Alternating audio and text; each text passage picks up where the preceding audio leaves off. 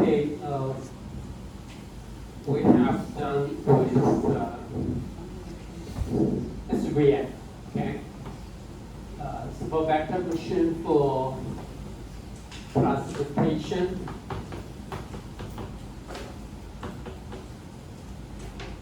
And SVR for regression.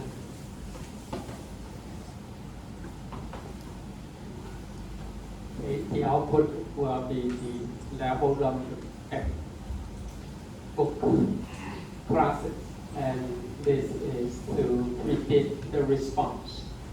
And also we talk about one class SVM for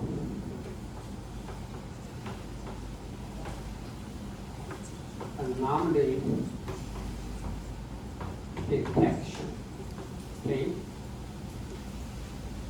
when you only have the sample from one single class, such as normal sample in manufacturing, then we can go for one class SVM. Okay. One more thing. Okay. Oh, and also I mentioned you can measure the distance, right?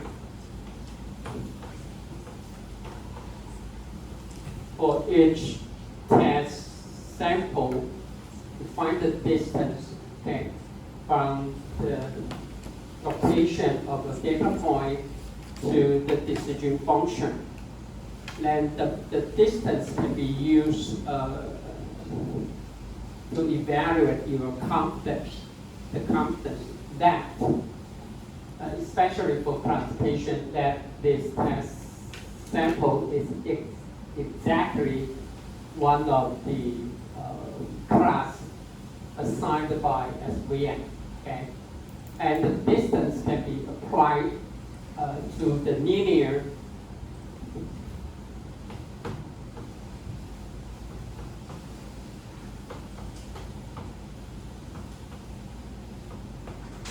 to the linear decision function or even non-linear 啊，其实它可以不管是线性的非线性的，我们都可以算 ，OK， 我们都可以算距离。好，那这个距离的大小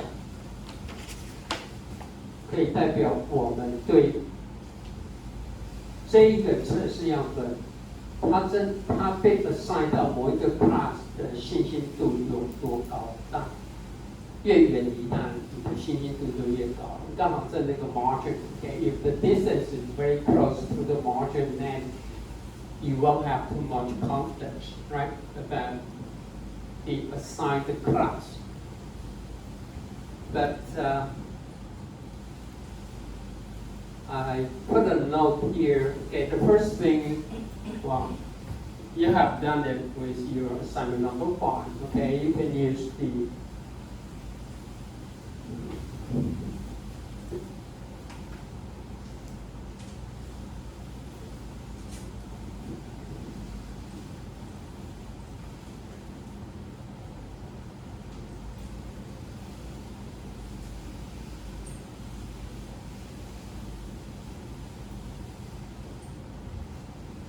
you can use the coefficient of this function for each feature. Then the magnitude, you might, okay, if that's good enough for you to select the most important feature, but definitely it can help you to remove the insignificant feature when the weight, okay, is very close to 0, right? It means there's no impact on the decision function, okay? That's something we can use.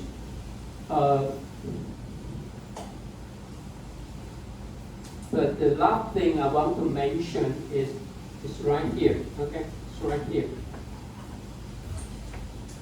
The decision function, g of x, okay? Decision function can be used to estimate the probability. Okay, even for SVM, we can estimate the probability for the test image that belong to class 1 to class 2. Okay, so it could be very helpful, not just real decision that X belongs to class 1 or class 2. Of course, you can calculate the distance, and also you can apply a so-called correct scaling, okay, to calculate the probability for each test sample. Where did you see the next here? Anyone?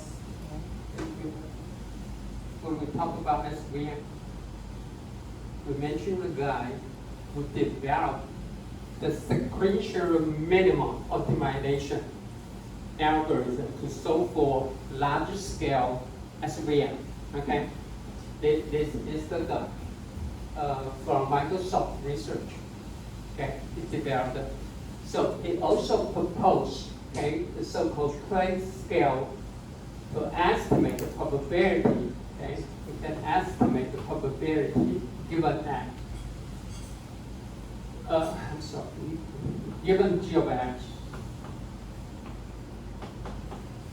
that X belongs to class 1. Okay, for example, the probability, and it's given by what?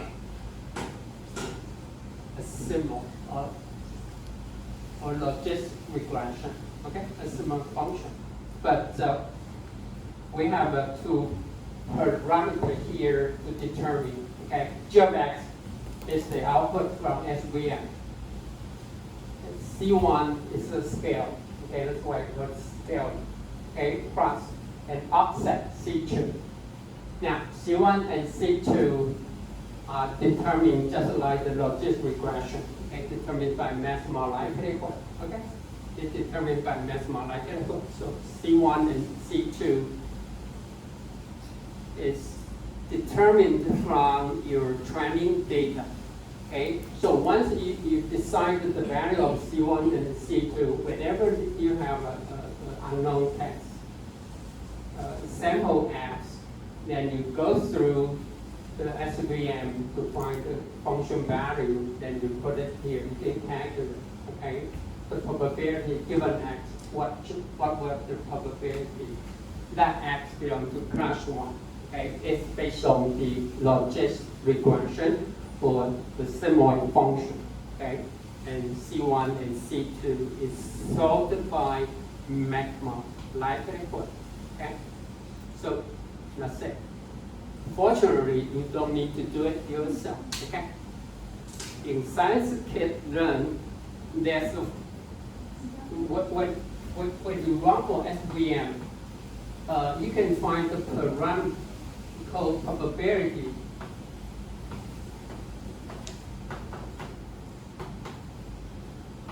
You just set it to be true, okay?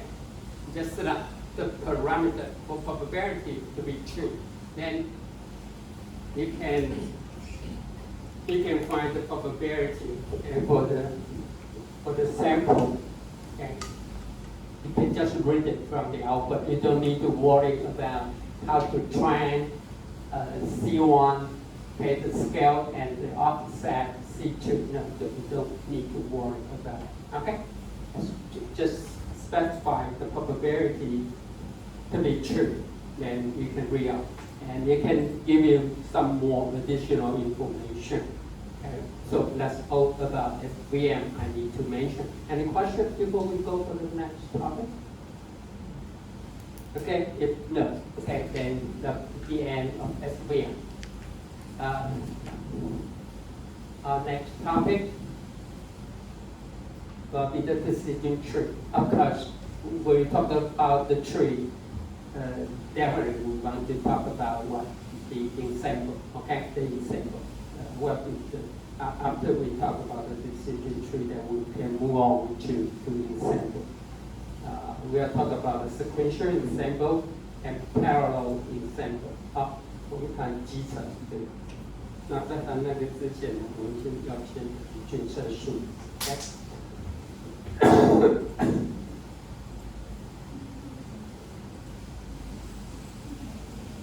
decision tree. So when we say tree, there's only one tree, okay? We just one tree, one single tree. But as you know, if we have a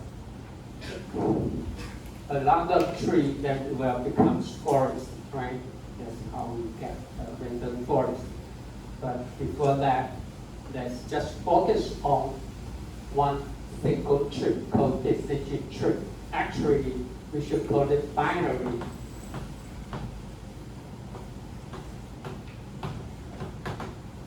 Decision tree.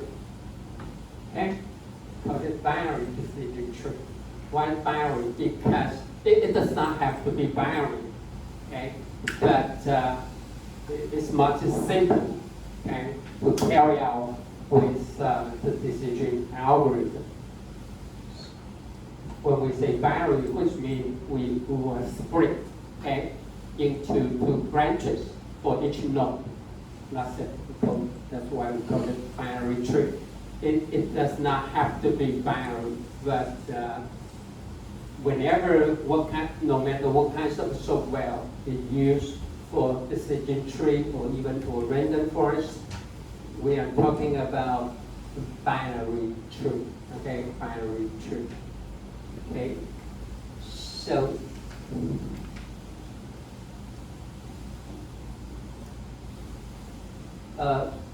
before that, let me give you an example.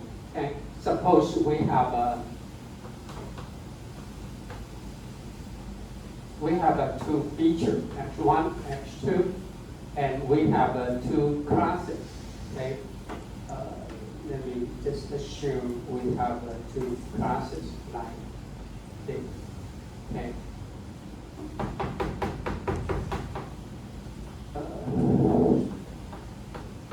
So we have the sample that belong to class A. Okay, and then we also have some sample that belong to class B. This code B. So initially, we have a sample, okay, in the set A and set B. So initially, now we want to train the decision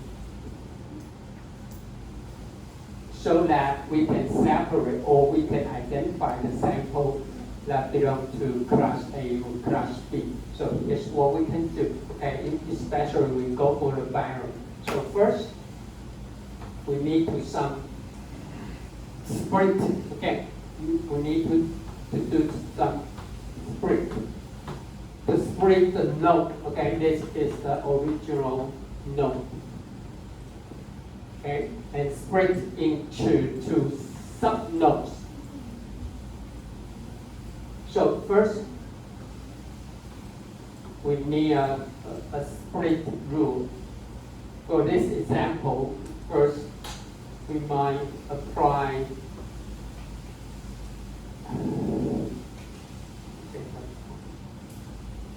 then in code we have a threshold called T1. So first we check if X1 larger than T1. Okay, X1 is the feature, okay, the very first feature, and T1 is the threshold. Okay, it's the threshold. So if X1 is larger than T1, then we go for, we split it to a subnode here. Okay, so F1 larger than T1, then what we got here? So if we divide it into two regions, it's called A1, and this region called A2, right? And we have a B1, okay, and this region called B2.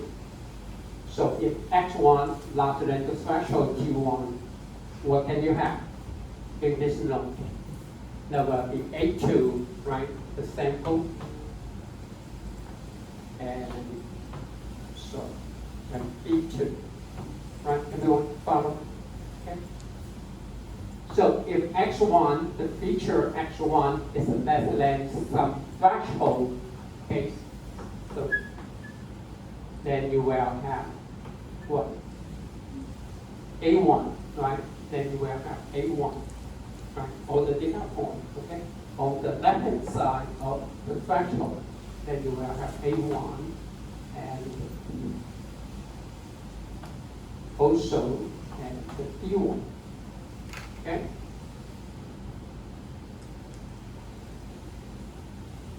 So further, we need to make the decision to split this subnode into two subnodes.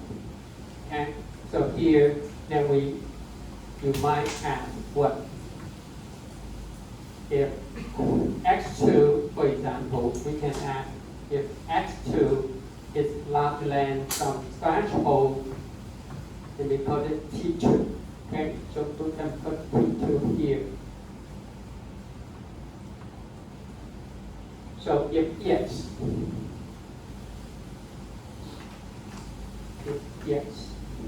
then we can have what?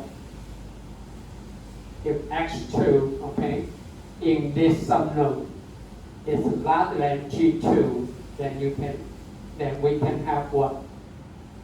We can have A1, right? Just A1, right? A1, follow? Okay, so we can have A1 here. And if x2 is less than T2, what you got?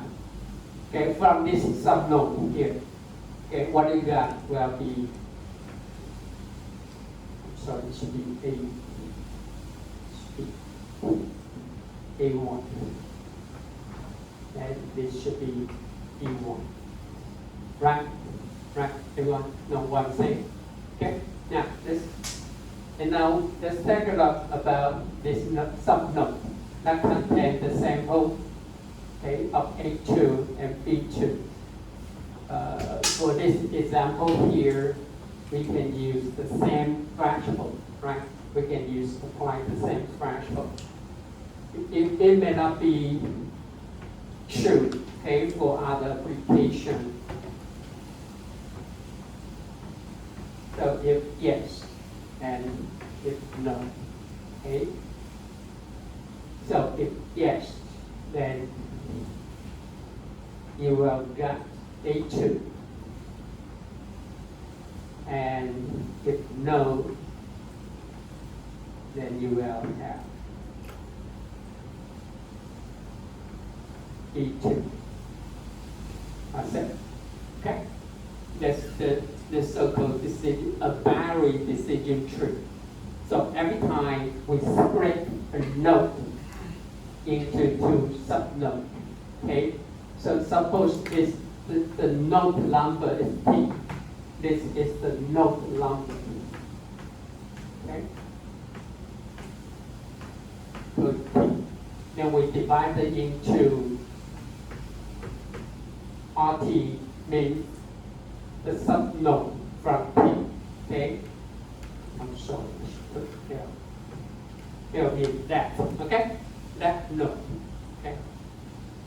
And this one definitely should be called right node. Okay? And then this node, okay, PL, can be further divided into what? PLL and the PLR. And so is the true for A2 or PR. Okay?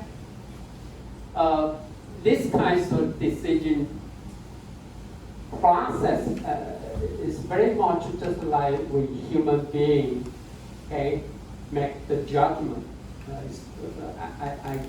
I gave this example before, right? When you don't feel well, then you go see the doctor, right? Then it's the process that doctor will ask you, right? How you feel? I feel headache, so it means you've got a headache, yes. Then you will ask the next question, right? So that's how we human being doing the decision, okay, sequentially. one question after another question, right? And finally, you will reach your conclusion, right? So that's the so-called decision tree, and especially for binary decision tree. So first, we need to split, or we need to divide a node into two sub-nodes for a binary decision tree. So the very first question is, what should be the split rule? Okay, what should be the split rule?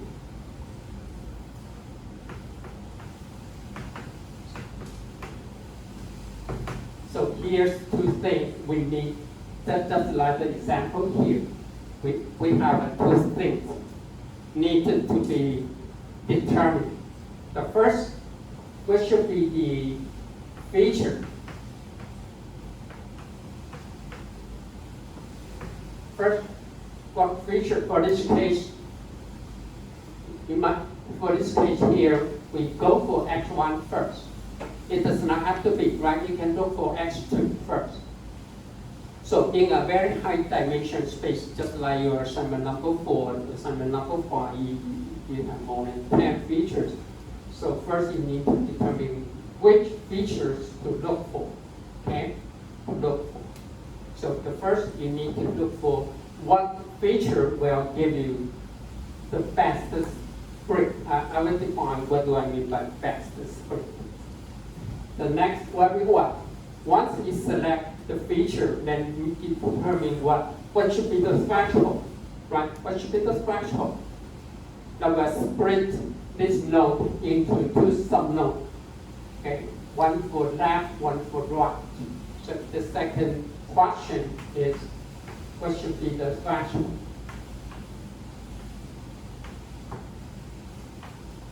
That this